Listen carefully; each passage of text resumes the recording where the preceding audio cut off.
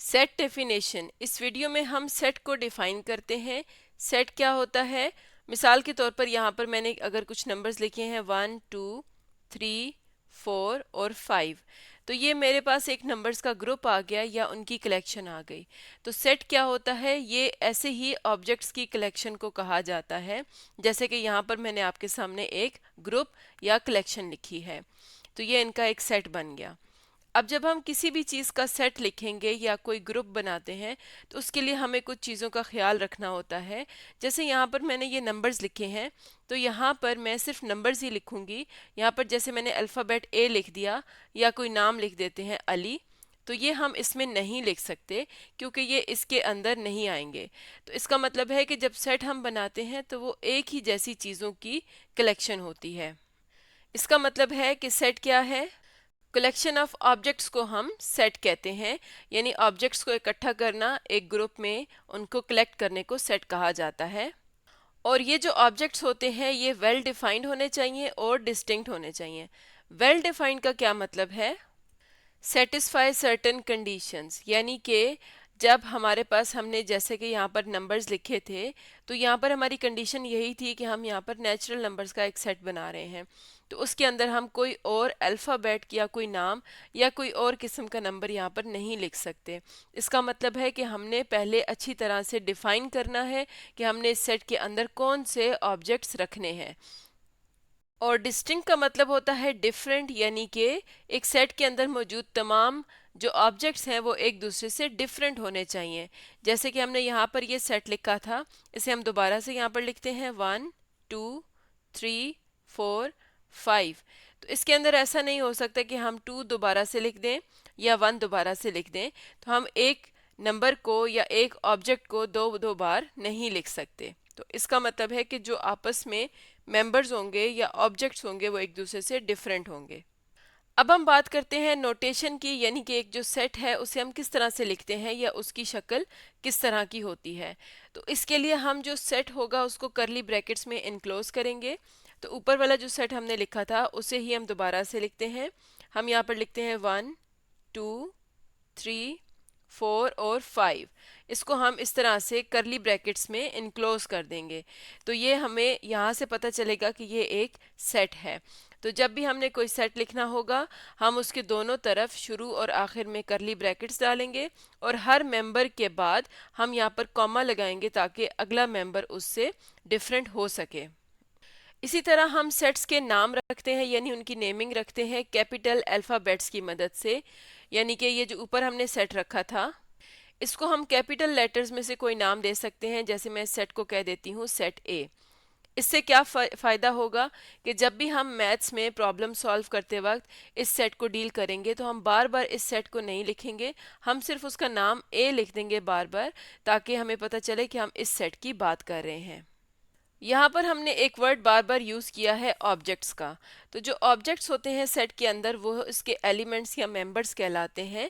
जैसे कि हमारे यहाँ पर सेट में 1 2 3 4 5 लिखा हुआ है, तो ये सारे इस सेट के मेंबर्स हैं या इसके एलिमेंट्स हैं। और अगर हमने ये लिखना हो या ये बताना हो कि कोई भी ऑब्जेक्ट इस सेट का मेंबर है, तो उसके लिए हम क्या करते हैं? जैसे कि हमारे पास यहाँ पर है नंबर 1, तो हम यहाँ पर नंबर 1 को बताना चाहते हैं कि वो सेट ए का मेंबर है, तो उसके लिए हमारे पास ये वाला सिंबल है। इस सिंबल का मतलब होता है मेंबर ऑफ या बिलोंग्स टू, यानी हम कहेंगे 1 बिलोंग्स टू सेट ए। तो इसी तरह से हम यहाँ पर बाकी मेंबर्स के लिए भी यही चीज़ लिख सकते हैं। जैसे हमने लिख दिया 4 बिलोंग्स टू सेट ए या 4 is the member of set ए। लेकिन अगर हमने यहाँ पर ये बात लिखनी हो कि ये जो मेंबर है ये इस सेट का नहीं है, जैसे फॉर एग्जांपल हमें इस सेट में 6 नज़र नहीं आ रहा, तो हमने ये बताना है कि 6 इस सेट का मेंबर नहीं है, तो हम यहाँ पर जो बिलोंग्स टू वाला साइन है वो लिख के उसको इस तरह से क्रॉस कर देंगे। तो 6 is not the member of A, तो इसे हम इस तरह से लिखेंगे। अब हम कुछ एग्जाम्पल्स देख लेते हैं। जैसे हमारे पास पहले है set of integers from 1 to 10। तो अब हमने एक ऐसा सेट बनाना है जिसमें इंटीजर्स होंगे 1 से 10 तक।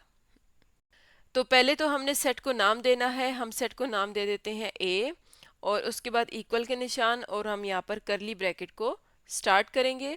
हमने इस सेट के अंदर 1 से 10 तक इंटीजर्स लिखने हैं।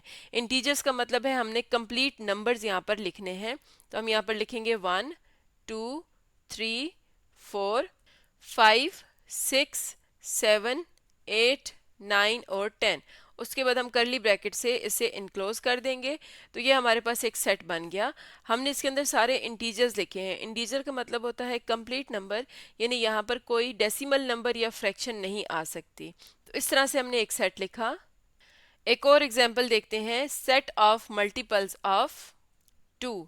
तो अब हमने यहाँ पर एक सेट बनाना है जिसमें हमने 2 के मल्टीपल्स लिखने हैं। तो पहले तो हम उस सेट को नाम दे देते हैं बी। ए हमने ऊपर वाले सेट को नाम दिया था तो इसे हम बी कह देते हैं।